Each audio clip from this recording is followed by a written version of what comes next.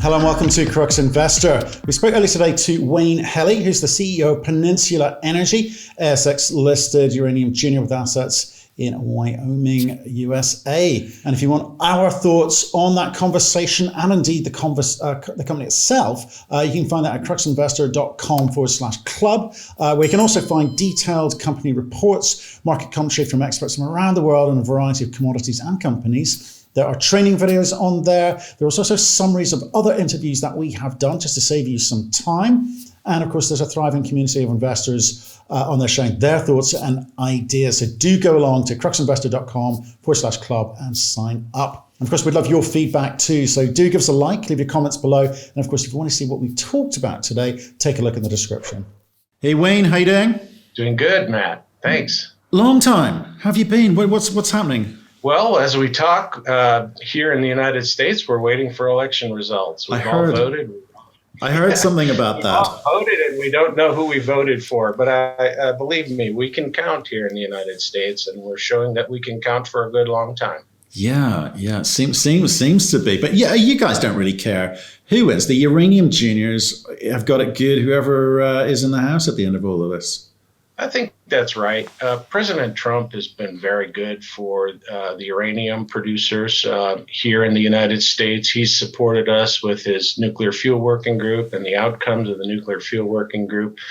But if Joe Biden becomes president, I think we still have a very good path forward. The party that he represents is interested in keeping a clean energy grid. Nuclear power fits so well into that clean energy grid. There's no reason to think that under a Biden administration that uranium mining would be, in jeopardy. Yeah, I think that's right. And you staying healthy, wealthy, and wise, avoiding COVID? I have been. It's been a long stay here at the house, probably since March, since we've made any significant travels. But I've zoomed around the world. Technology is our friend now, and staying healthy is the key. We have a lot of important work to do, and we can't do it if we're laid up. Well, yeah, and why I say healthy, wealthy, and wise is that people are finding that they're saving a lot of money, not having to travel the world, stay at hotels, book into conferences, and so on. So I guess that's all on the upside too, right? I think that's going to be the real clear case is that our corporate expenditures are way down. Zoom meetings cost a lot less than flying to destinations and having in-person meetings. You're welcome. And by the way, do excuse there's some banging and whizzing and crashing outside. It seems that someone's decided now's the time to let off some fireworks, and I suspect it's the British government giving in. This is the moment. We've just said, we give up. We've had enough. We don't know what to do. That's what it feels like anyway. Perhaps your neighbors are celebrating the fact that they're locked down. Maybe. Did you hear that? That's a good one. Did. That was a good one. Okay, we're going to get through this. I hope you don't get any banging and whizzing at your end anyway. It'll mean something else completely. So why don't we start with a 1-minute overview of what is Peninsula Energy, and then we'll get stuck into it. Well, Peninsula Energy is a U.S.-based uranium mining and development company. We're Australian exchange listed, ASX, our ticker is PEN, P-E-N. But, we're really well positioned today. We've taken the time to restructure our capital. We have good finance, or good money in place to make a long run. But most importantly, we have an in-situ recovery project here in the state of Wyoming. It's fully licensed as a great capacity, and it's positioned to go forward. Okay, so I'm not going to talk about the restructuring of the balance sheet. We talked about that last time out. People can look at the link below and hear that story of why you did it, what it means, etc. So we're saying we've restructured, we've got the balance sheet now to do what we need to do. All good news, and I'm going to talk to you about some of the things that you've been doing in a second. But just for people new to this one, can you explain what ISR is? Like in situ recovery, it's unlike a conventional mining technique. We don't dig a pit. We don't go underground. We use wells and inject water through wells to access the ore body, and we recover the mineral, this time uranium, by dissolving it underground in situ, and then pulling that water back to the surface where we have a recovery plant. And so we're using a different mining technique. The advantages of it, it's very environmentally friendly. Its footprint is incredibly small. At the end of the day, you leave a project site that is open for unrestricted use. You don't leave tailings ponds or pits or anything like that. So, environmentally very attractive way, a very low cost way to mine. It's not so capital intensive. It's flexible. You can ramp up and ramp down production as needed to reflect the markets. It's a great mining technique.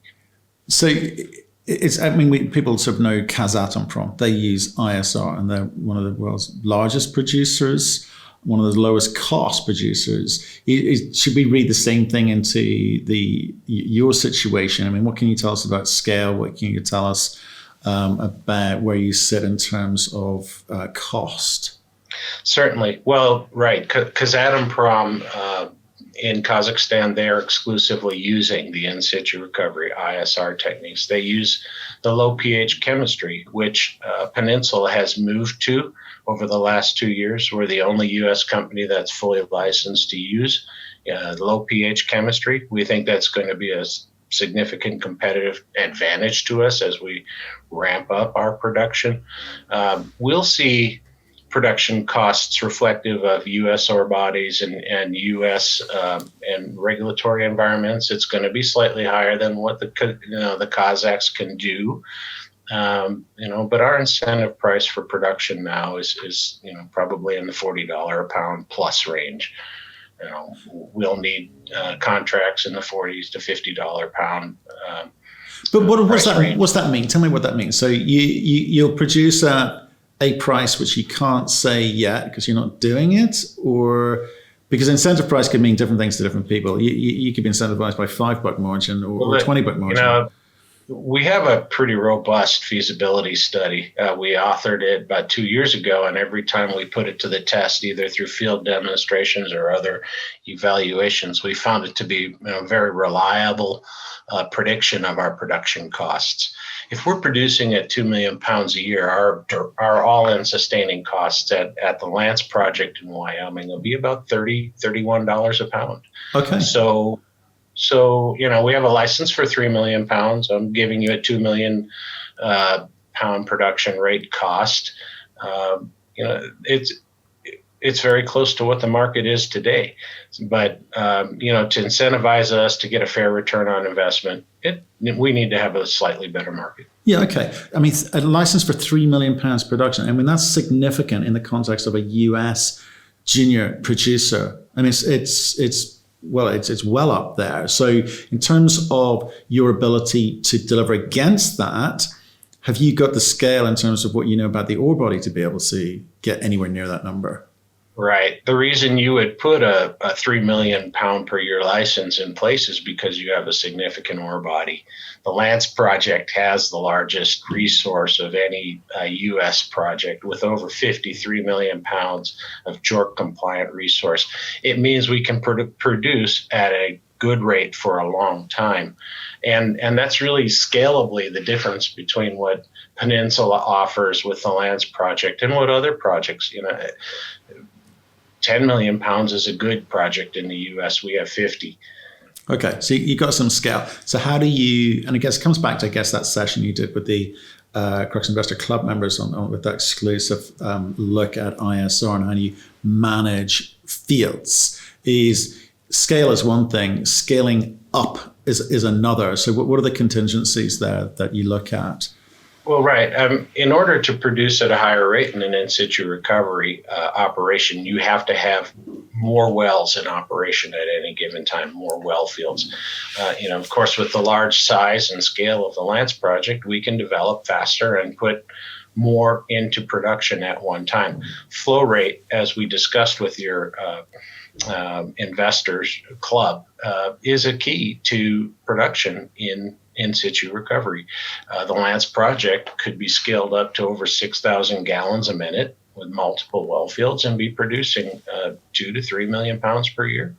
So it's just a matter of how much you expend in development at any given time. Wellfield development is your analog to stripping topsoil in an open pit mine. Okay, so how quickly can you bring this back online? Let's say you have the money you need. How much money would you need to bring this back online? Yeah. Well, we could put our project back online as a low pH producer with just $6 million. Oh, wow. Okay. Yeah, that's the cost it's going to take for us to transform the current and modern facilities from the alkaline chemistry to the low pH. So a $6 million investment. We have existing well fields that have not, or mine units, areas with wells that have not been fully depleted, probably about 50% depleted, and they can be quickly converted in that $6 million expenditure, 6 months. We could be up and running within 6 months, $6 million. It's easy to remember, but it's fast, and it's the lowest capital intensity really for anybody to put a project back in. Now, to get our project up and running at its current full capacity, we need to develop new well fields. New well fields take typically 9 to 12 months to install and get authorized, and then we can start producing in new areas as well. So our existing areas can carry us forward, and while we develop new areas, and that gives us that competitive advantage, because really, all of our peer companies are at a point where they've fully exhausted their current well fields and they need to develop new ones. So we have a little bit of a time advantage, in being a fast actor and being able to be up at 6 months rather than a year. And our capital, advantage is incredible because we have existing well fields ready to go. Right. So just come back to the whole licensing thing. So the current well fields licensed to move into new fields or create new fields, 9 to 12 months. Yeah. And I know you've said low environmental impact and all of that sort of stuff. So are there any other sort of licensing hurdles to overcome? Do you get held back anyway? No? Okay. No, I mean, every new license has to have a wellfield package, every new wellfield, we submit a wellfield package, but that generally gets approved in 30 to 60 days. It's a quick review. It's a very rote review because we know what we have to present to the regulators is, what we're sharing with them is baseline groundwater qualities and restoration targets when we, complete our mining, and they approve those, because the calculation is very standard approach. Okay. So the thing, I get all of that. So it's low environmental impact. It's lower incentive price. You were talking about speed to market, 6 months, scalable, £3 million license. It all sounds great, but what I need to believe is that you guys know what you're doing. You're talking about low pH like you've cracked the code. I mean, what is it? Why is that such a big deal? Well, that chemistry is proven to be more effective globally. It is how the Kazakhs produce at the lowest cost. It is how Australian projects produce. It's not a mystery. 50% of the world's production of uranium in 2019, 57% was generated by low pH ISR. So it's not like you have to invent a new wheel or crack a new code. We are applying it in the United States for the first time on a commercial basis, and that's just because the projects that we have in the United States have been fairly readily amenable to the alkaline chemistry, and it was really how we as an industry evolved in the United States. We used the alkaline chemistry, and now we see there's a better way, and Peninsula's led the charge here in the United States to implement the most effective and cost-effective and really resource recovery effective way to produce. But it's kind of interesting because if you look back before you arrived, the company wasn't looking at this as a solution. So you talk about 50% of the world's production coming from ISR, low pH stuff. But if it's so obvious, I mean, what was the company focused on before that? Before you walked in? Well, we're looking at the company was looking at ways to get the alkaline chemistry to be a little more effective on the site. And it turned out really that the team that we have in place is a very good team. They know what they're doing with in situ recovery. They have great experience in many, many years. Our site team has about 150 years cumulatively and collectively of uranium production experience in the United States. They weren't doing anything wrong with the alkaline chemistry. It just wasn't the best chemistry for our ore deposit. And so in the time since I've come on board, we've pushed forward with more effective chemistries, and the concept of using low pH. You really have to, think to yourself, well, we're going to be the first ones in the U.S. to do this. Is that going to be an easy path or a hard path? We convinced ourselves that there was a proper path, and we pursued it. And now, we've come out with the licenses and the authorizations that we needed to move forward. So we're happy with what we've done. We're looking forward to having the best chemistry applied at our site, and we continue to look to optimize that chemistry, to find the formulations of how do you apply the chemistry to be most effective. Okay, and so talk to me about the funding. You restructured the balance sheet recently. Okay, so I think you definitely needed to do. You had some debt payable at the end of this year. You've got to allocate that wisely still, right? Because no one knows. No one seems to know. Has not known for the last 3 or 4 years when this market is coming back in a timely fashion. So you've got to be smart about how you spend that money. So what have you agreed to do at the board level, or what are you thinking about how you do that? Well, we've really geared our expenditure rate to be in line with our revenues rate. Remember, we have contracts. We're that junior company. We are that junior company that has sales revenues, and we've really geared our expenditure rates to be in line with our annual revenues. Now, you won't see that on a quarterly basis because everybody has always said uranium sales are lumpy. We go quarters where we don't sell a thing, and it looks like we're burning through a lot of money. And then in the next quarter, we have a good quarter because we'll have a sale, and it'll be, more revenue net than our expenditures. So what we've done as a company, we've looked at project level expenditures, corporate level expenditures, and we've geared them to closely match. So we have a very long runway now. We entered this current quarter with $9.4 million US in the bank. We have sales here in this quarter. It's a smaller sale. It's not going to, make headline news, but it's going to contribute to the coffers, and we're going to have a good quarter. Because we have both sales and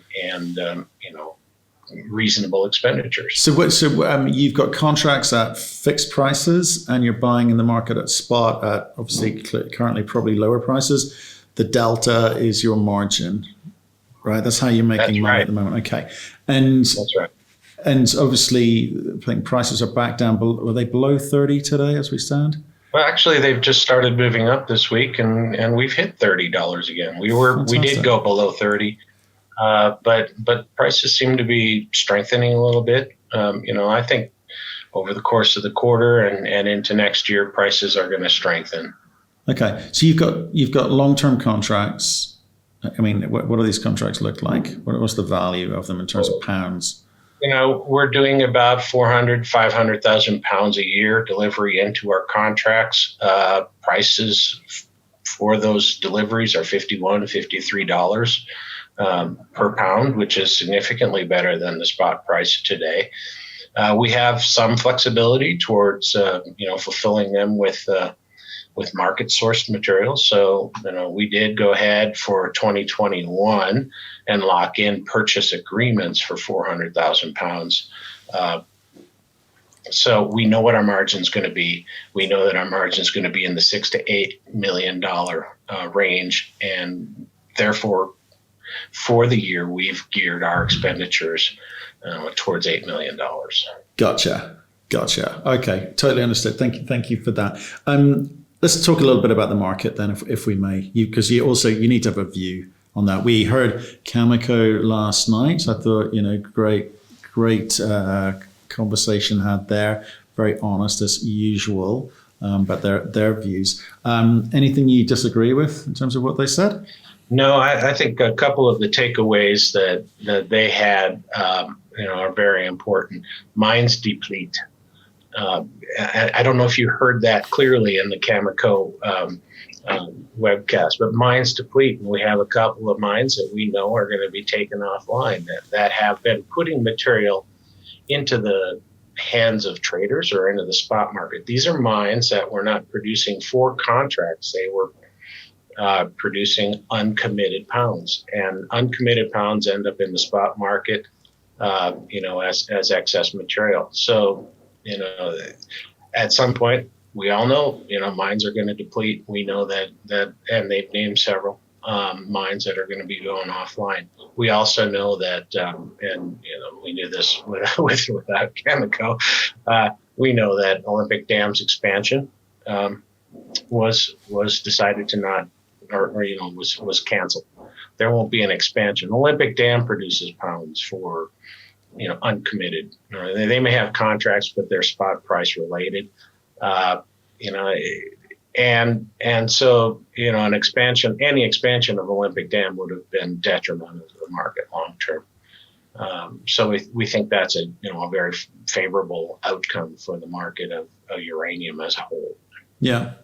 We discussed it at length with Brandon Monroe earlier today, and I think sort of general feeling is really, really positive, except for sort of the statement about it still being a buyer's market, which I think is stating the obvious. Look, the other takeaway from the Cameco call, and I think they did a really nice job of summarizing the market this time. So it's not something I'm going to disagree with. But the takeaway that the utilities in the term market is really, the term market is about requirements. The spot market is about discretion, and that we don't look at the spot market as reflecting costs of production or making investment decisions based on spot market price. We look at making investment decisions, for bringing our projects up when the term market supports our projects. The term market is awful close to supporting the Lance project today, and any, a small amount of improvement in the term market, along with the contracts that we have today at the Lance or for the Lance production, are going to bring us into accelerating that production decision, making the project productive again. Okay. I mean, the other thing too that came out of the Cameco call yesterday was this sort of commentary on these sort of hyper promoted new uranium juniors. And as an investor, it gets very confusing. There's lots of news stories with seemingly endless amounts of uranium capable of being produced from teams of people who tell a great story. So, what would you say to investors either new to uranium investing or new to your company? Why pick you versus some of these new uranium juniors with these great stories in place? Well, everybody should do their own homework, but you got to look at who's been in the business, who has the assets, who has the facilities, who has the team. Peninsula has a modern production facility in Wyoming, very flexible in its ramp up and ramp down. It has a complete team of professionals ready to produce uranium. We're not an exploration story with big exploration potential. We're a developer with production potential. That's very real. We've been in production. We've idled our production, but we have modern facilities. And with Peninsula, you're not looking at decades of development, licensing, mine planning, and massive capital requirements. You're looking at a company now that's well positioned to just move forward when the market says go. Okay. Immediately. Okay, I appreciate your time today, and I always appreciate your candor to stay in touch. Let us know how things are progressing, and we will speak to you soon. Thanks, Matt. It's been a pleasure speaking with you today. Appreciate the opportunity to share our story.